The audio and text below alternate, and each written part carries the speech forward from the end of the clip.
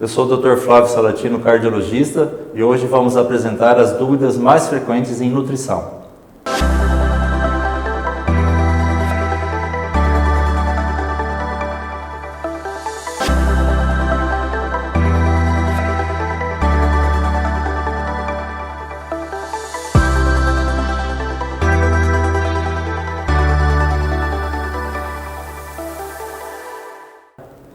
Pessoal, estamos recebendo a doutora Mariane, ela é educadora física e nutricionista e vai hoje nos abrilhantar tirando dúvidas relacionadas às áreas de domínio dela.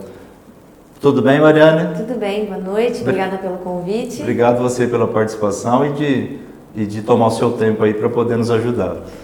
Mariane, eu fiz o seguinte, eu falei com os pacientes, eu elenquei algumas dúvidas, eu achei que seria mais produtivo a gente fazer dessa forma. E gostaria que você pudesse nos ajudar com a sua experiência podendo responder. Eu acho que a questão mais comum, a dúvida mais comum é o seguinte: como diagnosticar, como saber se eu estou acima do peso, se eu estou com sobrepeso ou obesidade? Você pode nos ajudar? Vamos lá. Um dos indicadores muito utilizado na nossa prática clínica, porque é de fácil acesso, é até hoje o índice de massa corporal, que é aquela continha que a gente usa, que é o tal do IMC, que a gente pega o nosso peso corporal e divide pela nossa altura ao quadrado. Como que eu sei que eu estou com sobrepeso? Quando o resultado desse cálculo dá superior a 25. Quando eu sei que eu tenho obesidade? Quando o resultado desse cálculo der superior a 30 kg por metro quadrado. Nesse sentido, quando o indivíduo se encontra nesse diagnóstico, ele precisa sim procurar auxílio, tanto nutricional quanto de médicos, para verificar quanto a sua saúde cardiovascular e todos os outros parâmetros de saúde que envolvem aí o diagnóstico de sobrepeso e obesidade. Outro dia eu estava vendo, em relação, tem alguns aplicativos que você consegue fazer o cálculo, uma calculadora. Então, assim, para quem às vezes não consegue entender muito bem isso, você tem calculadoras fáceis para isso, mas levando em consideração esses parâmetros que você falou, correto? Exatamente. É válido ressaltar ainda que esse cálculo ele é aplicado para indivíduos comuns, descartando assim indivíduos que são atletas ou esportistas que têm grandes volumes musculares. Perfeito. Questão muito levantada pelas pessoas, dietas da moda, tem muito isso. De vez em quando a gente pega, né? Aparecem umas dietas aí milagrosas. Você consegue falar para a gente hoje, assim, como é que está essa situação? Consigo. Eu costumo dizer para os pacientes dentro da prática clínica que hoje o meu grande inimigo é a internet.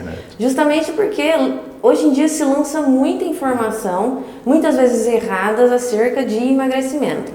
As intervenções propostas pela internet, elas normalmente são à base de dietas muito restritivas, o que fazem com que atrapalhe um pouquinho o processo de emagrecimento e aí cause até uma confusão sobre os conceitos do emagrecimento para os pacientes. Existem muitas, existem a low carb, jejum intermitente, dieta paleolítica. Todas estas, elas são estratégias nutricionais que podem sim serem efetivas desde que conduzidas por um profissional nutricionista.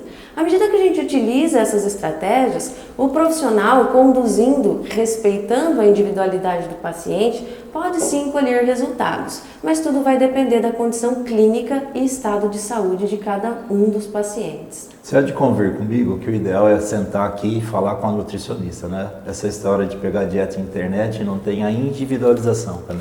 Exatamente. Parece que todo mundo se encaixa naquela dieta, e não é verdade, né? Exatamente.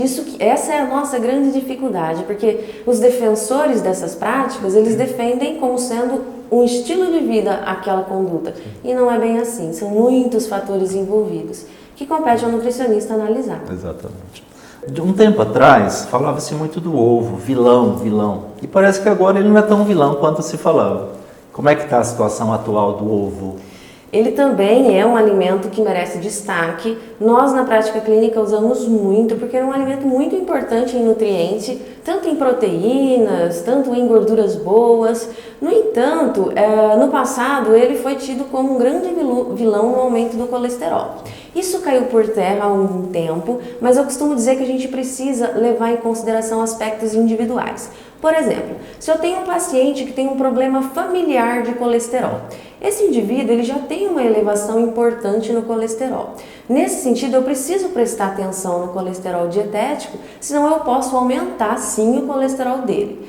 Por isso, é preciso analisar de novo a particularidade e a individualidade do paciente. Se eu não tenho nenhum problema genético, se eu não tenho nenhuma elevação importante de colesterol, o ovo não impacta negativamente no colesterol do nosso sangue. Então ele pode sim ser usado com segurança na intervenção dietética. Mas precisamos respeitar a individualidade, principalmente no que diz respeito a características genéticas, quando o paciente tem aquele colesterol genético. Falando em colesterol, existe algum alimento para reduzir colesterol? Isso é muito importante. Sim, existem muitos alimentos e os que eu mais gosto de utilizar na minha prática clínica é a aveia, e aí a gente usa prioritariamente o farelo, porque o farelo ele tem uma fibra que faz com que haja uma redução na absorção do colesterol lá no nosso intestino.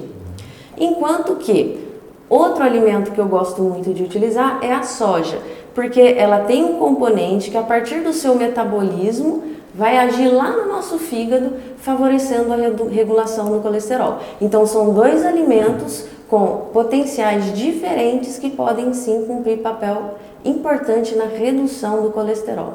Seguindo nessa linha, uma dúvida muito constante é qual a melhor gordura, qual o melhor óleo para se cozinhar, né?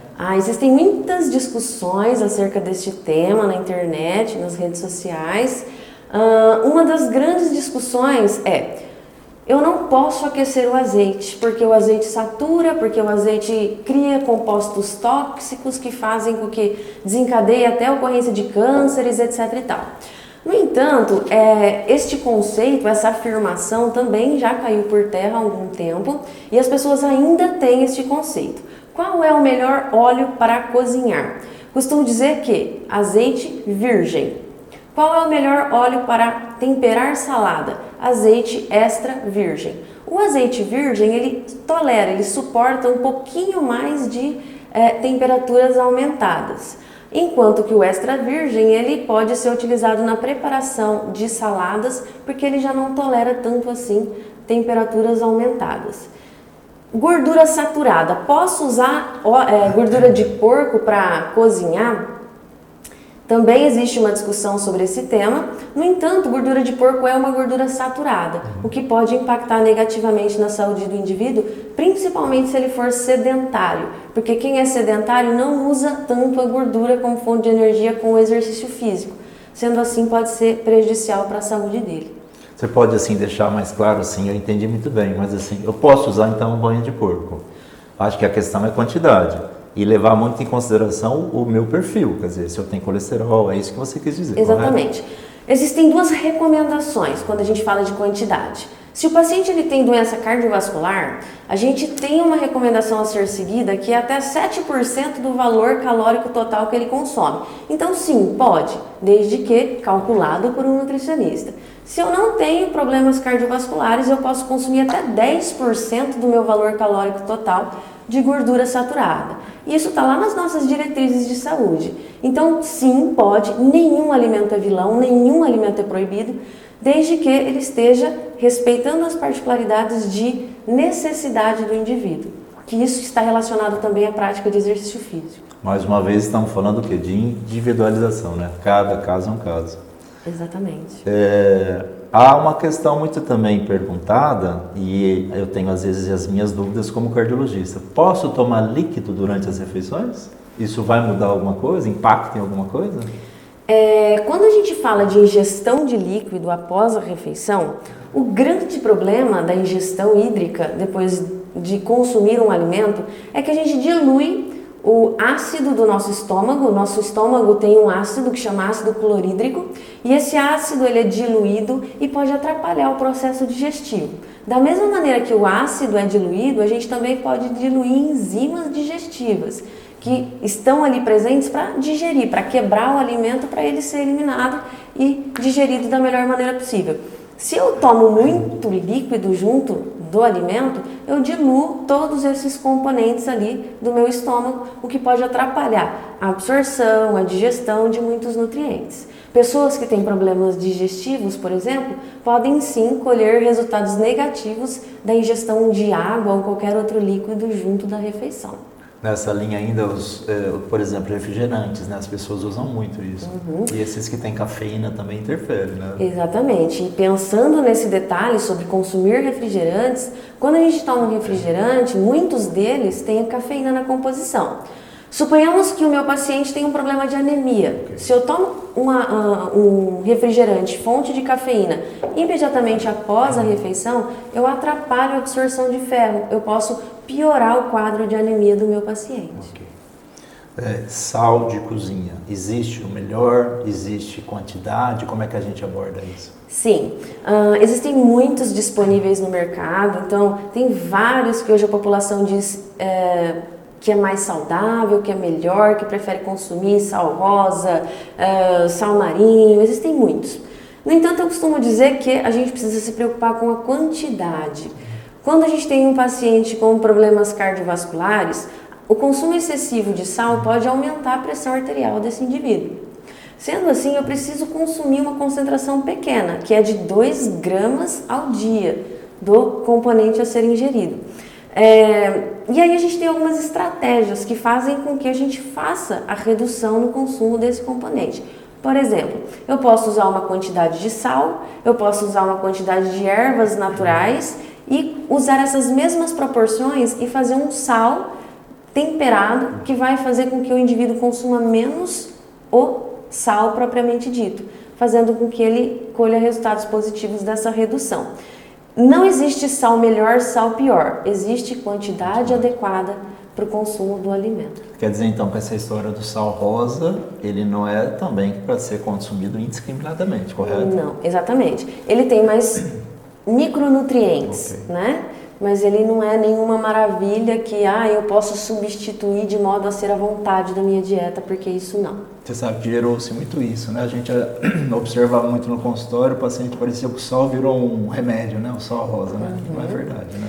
As pessoas costumam associar os alimentos com a cura. Então, o chá verde emagrece, qualquer que seja o alimento cumpre um papel isolado no resultado de emagrecimento. Isso não existe. Não existe alimento que cumpra o papel isolado no processo de emagrecimento.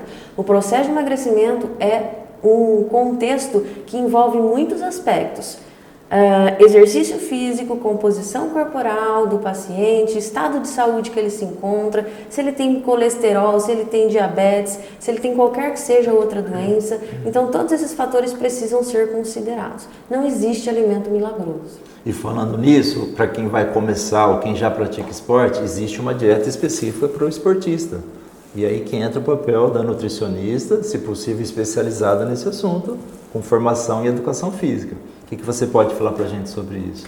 O exercício físico, existem diversas características de exercício físico. Então tem aquele paciente que faz musculação, tem aquele paciente que faz só caminhada, tem aquele paciente que faz corrida. Então cada tipo de exercício usa uma fonte, uma forma de energia. Então, dependendo do tipo de exercício que o paciente pratica, ele precisa ter um tipo de dieta diferente. Então, a partir dessa particularidade, eu vou construir a sua proposta alimentar. Todas as modalidades esportivas precisam de todos os nutrientes. Os carboidratos, que são os açúcares, as proteínas, que são carnes, leite, ovos, e as gorduras, que estão presentes nos óleos, nas castanhas, amendoins, por exemplo. Então, a organização de todos esses nutrientes fazem com que o meu rendimento no exercício possa ser mais efetivo. E precisa ser respeitada a modalidade antes de tudo e qualquer coisa. E falando em rendimento, a gente pega muitas complicações no consultório da minha prática por uso de cafeína pré-treino. Você pode falar para a gente um pouquinho sobre isso? Sim, a cafeína ela é muito utilizada por muitas modalidades, por atletas e pode sim trazer respostas positivas no que diz respeito à sinalização ali do sistema nervoso central, do estado de alerta da pessoa. No entanto, doses exacerbadas, elevadas, pode trazer impacto negativo, principalmente para a saúde cardiovascular, para o coração do paciente mesmo. O que as pessoas fazem é consumir a cafeína, que tem uma concentração já muito elevada na dose, e consumir café ao longo do dia, o que faz uma sobrecarga muito grande, o que pode impactar negativamente na saúde cardiovascular do paciente. Além do que, para mulheres, por exemplo, o excesso de cafeína faz a gente jogar para fora, né, pelo nosso intestino, o cálcio, o que pode predispor à osteoporose, que é aquela doença que pode causar uma fragilidade nos ossos. E nesse raciocínio, só para quem está nos ouvindo, a questão de usar o café, ele tem algumas substâncias, correto? Os polifenóis, que tem uma ação meio que contrabalanceando a cafeína. Quando eu uso a cápsula de cafeína, eu posso ter os efeitos colaterais porque eu não tenho mais, entre aspas, essa proteção. Exatamente. Por que eu estou abordando isso? Um alto índice de arritmias cardíacas em pacientes que treinam, né? E geralmente eles fazem isso porque foi indicado aonde? Lá na academia, no lugar que ele frequenta, sem a devida orientação. A abordagem de profissionais não nutricionistas é uma coisa que a gente tem visto muito disseminado aí dentro, principalmente das academias.